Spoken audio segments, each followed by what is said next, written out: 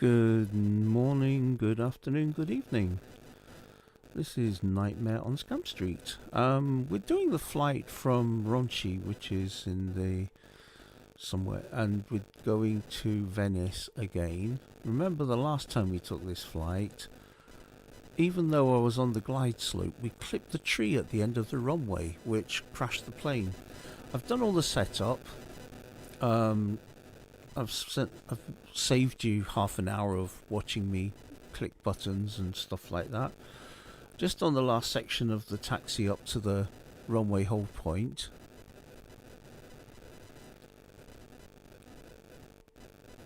Plane doesn't want to move. Have I got my brakes on? Didn't think so.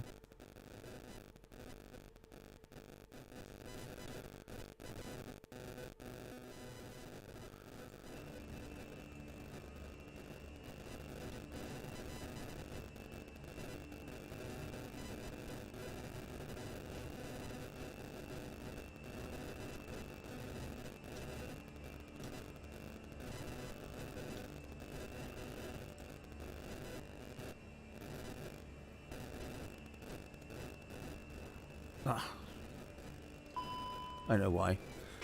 It's my analog brake. The one I use to travel slowly or brake slowly. Sometimes I just miss the controls. So I've sorted out a little problem I had with the steering tiller. The new rudder pedals were interfering. The rudder was trying to do the job of the tiller. So it wasn't until the tiller got almost all the way across did it actually start to have an effect, which was obviously not very good. It meant that the tiller and the pedals were trying to do opposite things at some point. The tiller was... Ronchi Tower, NOS 5 November Oscar, Sierra 5, ready for departure runway 27 IFR to Venice.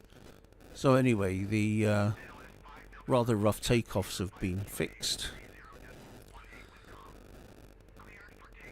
It's a nice day today. There's hardly any actual weather. Before I actually take off, I'll check I've got the QNH correct. I did go onto the ATIS and check it, but sometimes the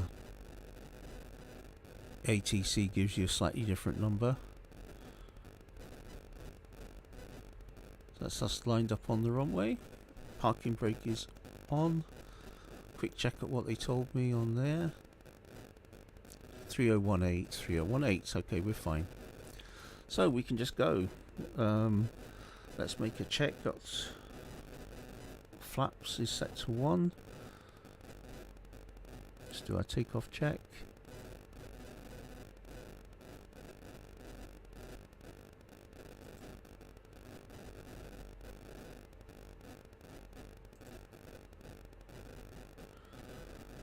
Why is it letting me do that?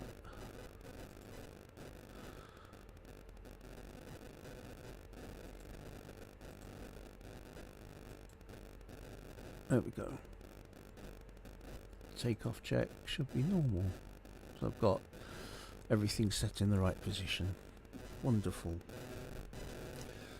Now remember this time to drop the height a little bit so I can see what I'm doing. So that's going to be brakes off, half throttle, wind up, lovely, and up to flex, and we go. So we should have much more control as we thunder down the runway. It was a little dicey last time. The tiller wanted to go to the left, but with the pedals involved as well, it wasn't getting that left input. Instead of being nice gentle analog controls, it was a bit digital. It was all on or all off. So we're well over V1 and V2 and V3 now, or VR and V2. So we're up in the air, lovely.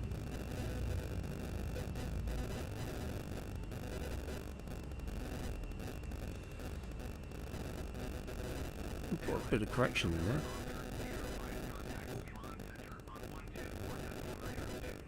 gear up.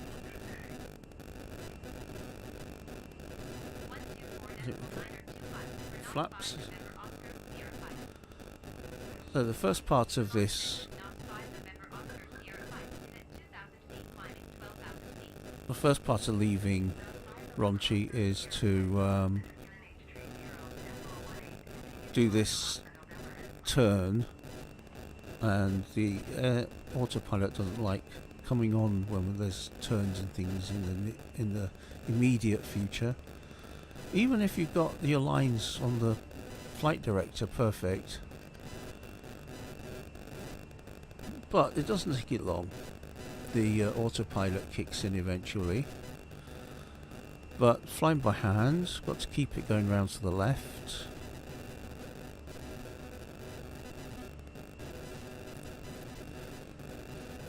There we are. Oops, keep going round, keep going, not quite on the straight yet.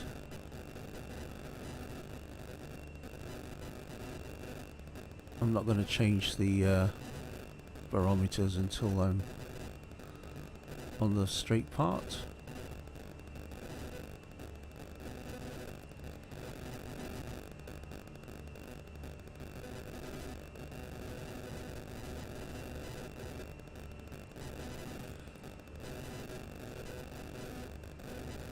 There you go.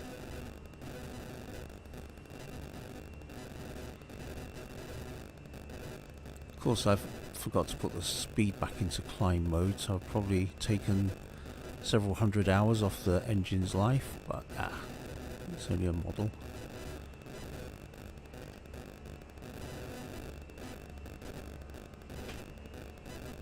So, still hand flying. Might even hand fly all the way.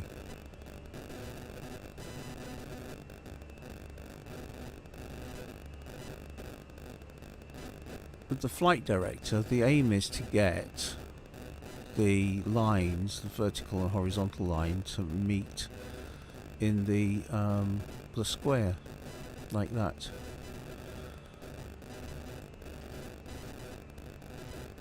And if you've got that, then you're on the right attitude and the right bank angle.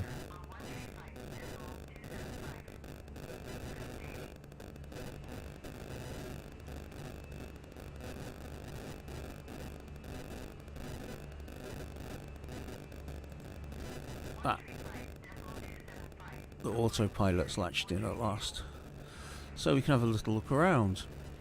So, as I've explained before,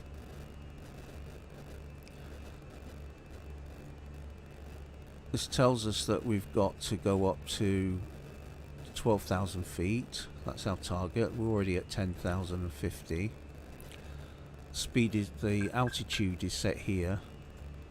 Should be that way. And this is our speed, which isn't terribly high, and that could be because when I told the flaps to retract, it didn't. The front spoiler is locked. Now, I think the fix for that is to extend some flaps. We're slow enough to do that. And then retract them again. You can see the leading edge flap retracting. That's better. I don't know why that didn't fix. So we've got to get rid of our auto brake there, and we've got to tell the people in the cabin that they can get up for a pee. I think we've got an instruction there. Yeah, 17,000. That's our cruise height on this trip.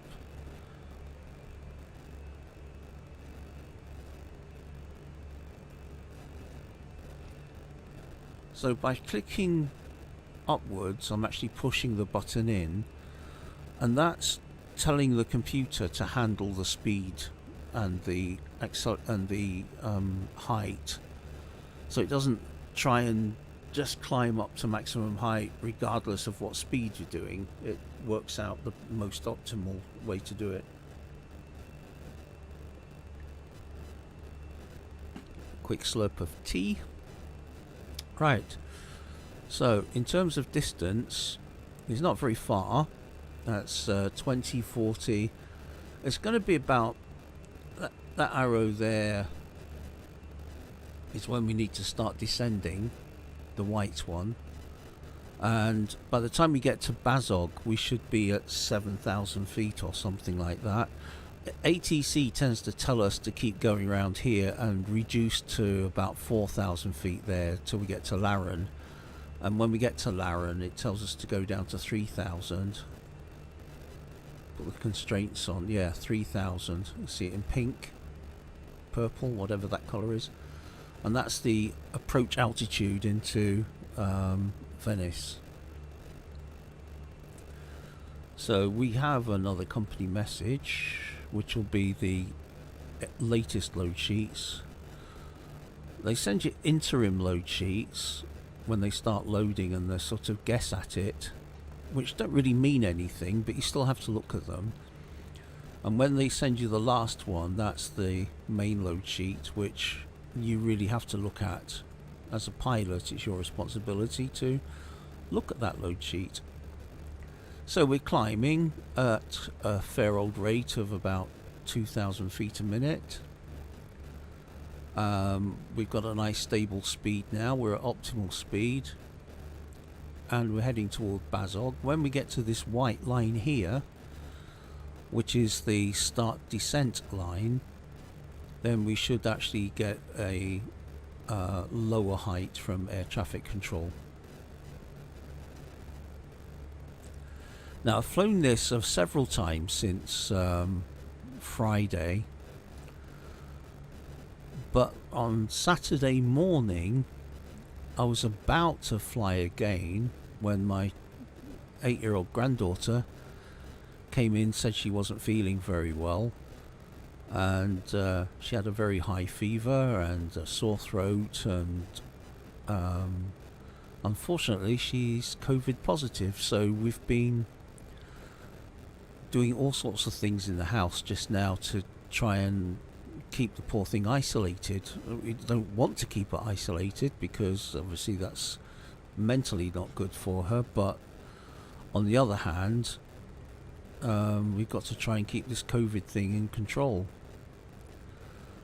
And yeah, it's hard on her.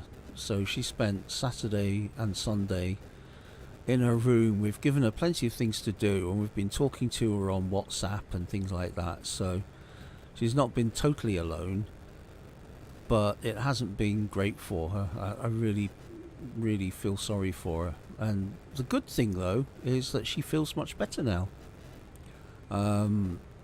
This morning I checked her temperature, absolutely normal, did a pulse oxygen and heart rate, absolutely normal. She's got no sniffly nose. She just looks like normal. And if you were to look at her now, you would think she's perfectly okay, which intentionally actually she is, but she's still showing a positive on the lateral flow test, so she's still fairly contagious. Luckily enough, she understands that and knows that she has to be isolated, and when we go in to talk to her, we've got a mask and gloves on and antiseptic spray outside and that sort of thing. It's not taking it too far, honestly. It's the risk of getting COVID in the house there's 4 adults and her, so there's myself and my wife and my son and his wife and my granddaughter. And my wife is on the at risk, so if she got it, it wouldn't be a good thing. So that's our first descent down to 10,000 feet, and it's turned to blue down here, so that means we will be going down. However, I'm going to make it a command rather than a managed, and I want to get down as fast as I can because I want to be at the lowest height possible when I get down to 3,000. Well, sorry, I want to be at the lowest speed possible when I get down to 3,000 feet. I've got to be below 240 to drop the landing gear out. But I know we've got a fair way to go. And I know that we should be at 10,000 feet just as we pass Bazog. By CHI we'll get maybe a 3,000 or 4,000 feet drop.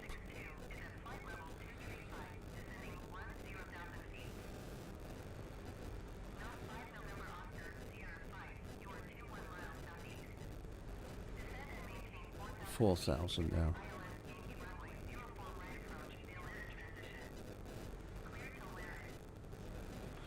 So we're going to Larin at 4,000.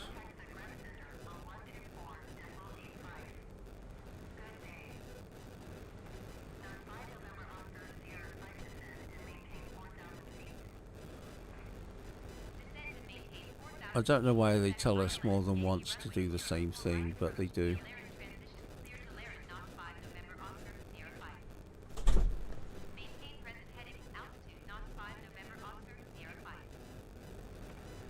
So if we have a quick look at the screen, Larin is just over here. So we've got all the way from here to there to get down to 4,000 feet, and it's telling us we'll be at 4,000 feet there.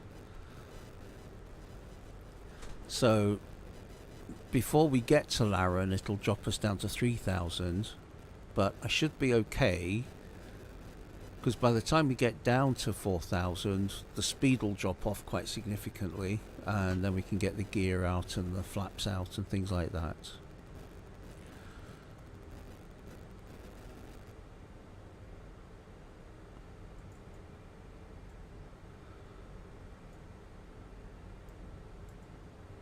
Bit slightly misty view, to be honest, but I guess that's what it is. I'm trying this new thing called the it's supposed to be a map enhancing software. It's a little program that you run in the background, and it's supposed to enhance the quality of the maps, of the visuals on the maps. So that's us reached CHI. We've still got a little way to go, and you can see that we're at 9,200, and by there we'll be at 4,000.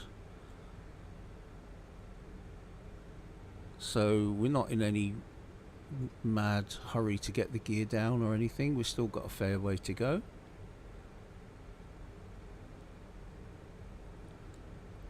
Now, if you haven't already subscribed, I'd be really grateful if you would, and even more grateful if you gave the like button a little tweak. I was very busy on YouTube for several years.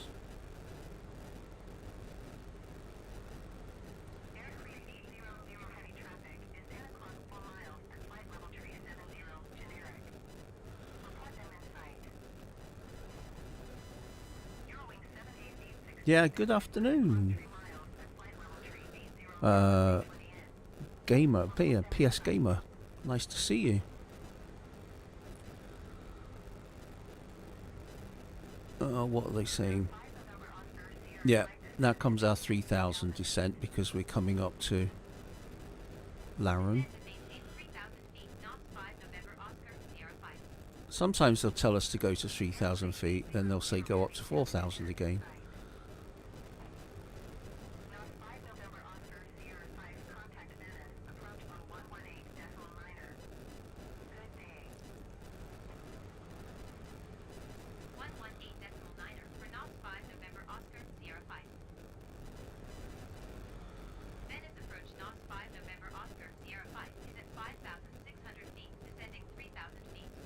So we'll just get that last bit of speed off. We should be there, and by the time we get to Larin, we should be at the right height, and our speed should have dropped off. QNH is 3017 at Venice, so we need to tweak these slightly. and put them not in standard anymore. The difference in making these correct or not is the difference between hitting that tree at the end of the runway and missing it. That's how daft it is. Oh, okay, you're Mohammed. Nice to meet you. Welcome to the channel. This is a new venture for me, this flying.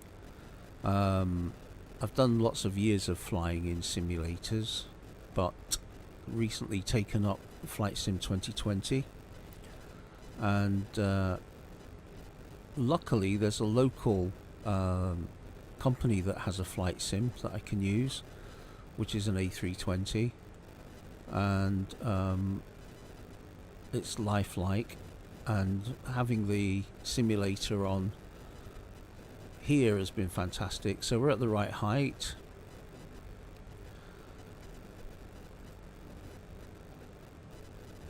So the speed is coming down as we'd expect it to.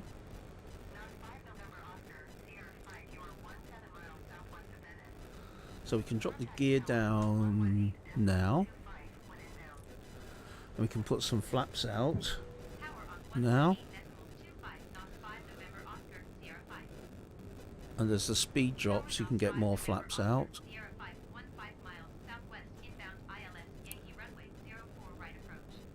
We actually want all the flaps out for this landing. There's the runway just ahead. Just barely see it.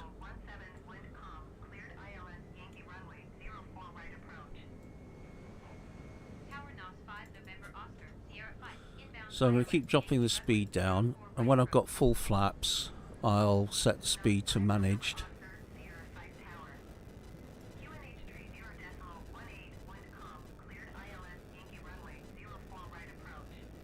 So now it's changed to 3018. I have to do that change. 3018, 3018. We've got full flaps, we've got gear down. We can set that to managed.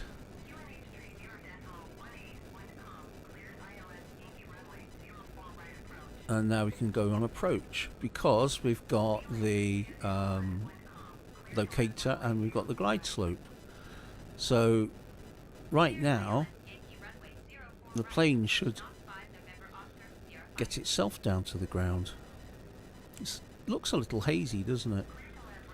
Now if you look there, just briefly, I could see some flickering lights, flashing lights like beacons. They're still there now. If you can just look around there, that could be a plane about to take off.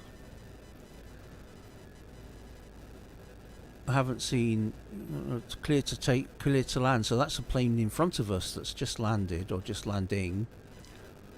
Hopefully we won't be told to go around.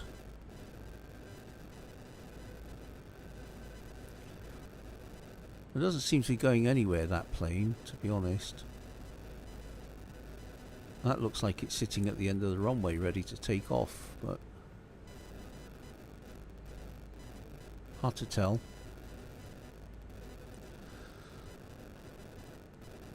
So we're actually still 10 miles out, well 7.5 miles out. 2,500.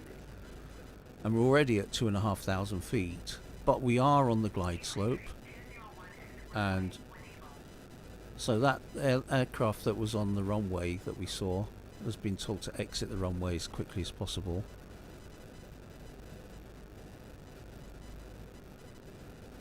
I think it might be there on the slip.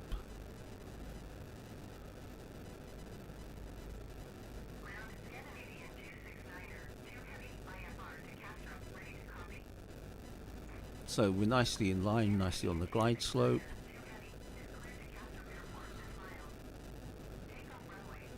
So we're going to do an automatic landing this time. We're still going to skim that tree. That tree is really close to the end of the runway. It's amazingly close to the end of the runway. By the way, Venice is over here on the right. This is all bits of Venice. Lots of different islands and such like.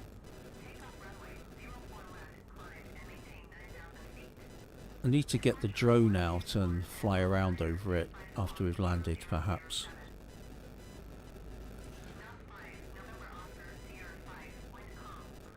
Okay, so we got clear to land. We've got the right QNH. There's nothing on the runway that we can see. That's the tree right in line with the runway. It's literally at the end of the runway, that tree.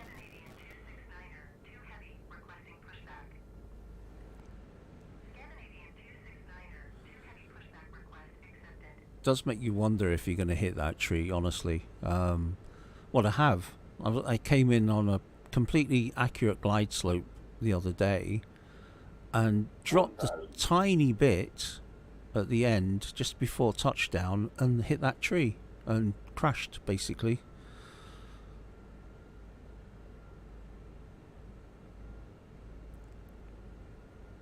I mean, there was nothing wrong with the approach. I had 2 whites, 2 reds. These are the pappies, if you haven't seen these before. These lights, you've got 2 white lights and 2 red lights. They change if you're on the wrong glide slope. If you're too high, you'll get white lights, more white than red. And if you're too low, you'll get red lights. Now, look at this tree here. It's literally in the way. That needs chopping down, that tree.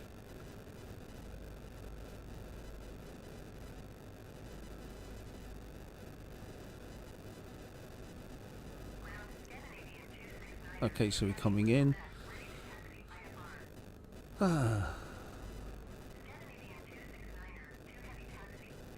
Perfectly on the glide slope. Look at this tree coming up. Look how low it is. 100. I must have just clicked it.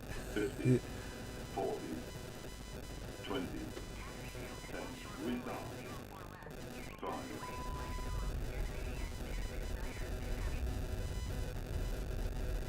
Right, here the reverse thrust going on. Don't need that much now because we are just rolling, looking for our exit from the runway. So this is the next taxiway that's coming up. A little bit of braking.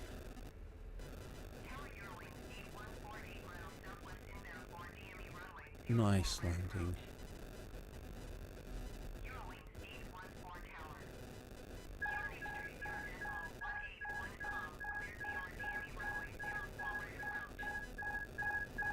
Bit of a wobbly turn there, sorry about that.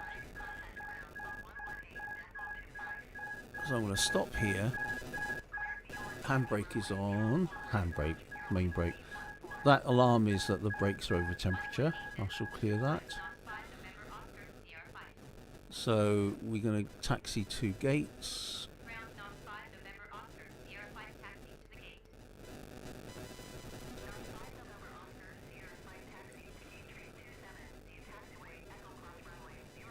We've actually got to cross a runway to get to the gate, but as long as there's nothing landing on it, they'll tell us if we have to wait. It's amazing, the A320, you just nudge the throttle up a little bit away from idle and instantly you start moving, and once you've started moving you just pop the throttles back to idle and you just keep going. This aircraft was tweaked for me. It has a custom livery which was done by Saul. Saul is an expert at liveries and he put the livery on my plane, which is, in my opinion, pretty spectacular. Just going outside anytime you like. There we go.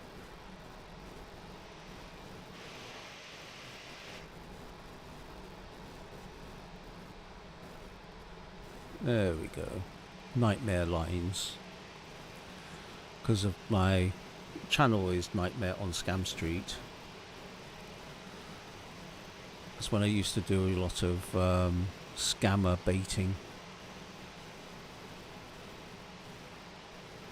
Right, going in to the cockpit again.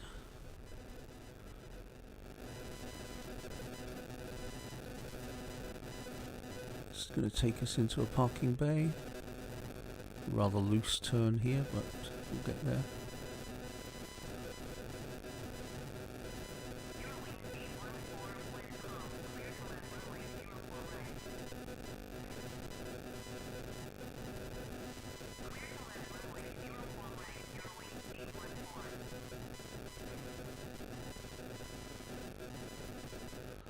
Okay, so I've got a little man guiding me.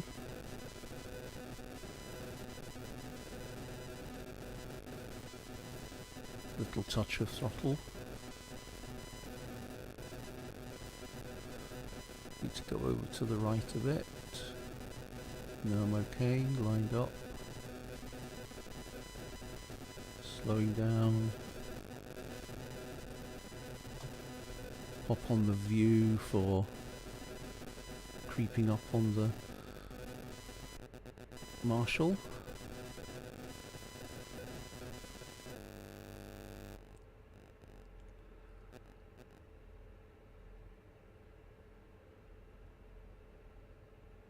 No, I stopped too early again. Come on.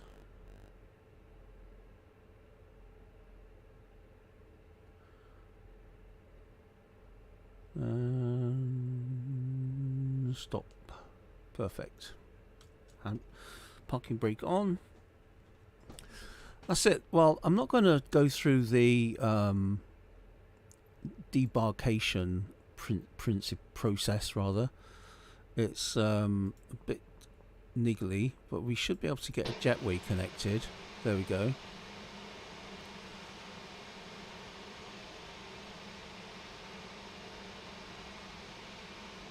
And once we've done that, we can actually tell the plane to debark or disembark. But to be honest, you've got to shut down everything first. I'm not going through that. So, thank you for watching. That was the actual flight from LIPQ to LIPZ without hitting the tree at the entrance of the runway. And a nice steady flight for a change. So anyway, thank you for watching. If you like what you see, please give me a like. Please subscribe if you've not already subscribed. And I've got to get my channel back to its working state. 2 years ago, COVID, I stopped posting, or just before that, and ultimately YouTube have taken away some of my privileges, and I need to earn them back again. So a like and a subscribe and a watch would be most welcome. Thank you very much. This is Nightmare on Scam Street.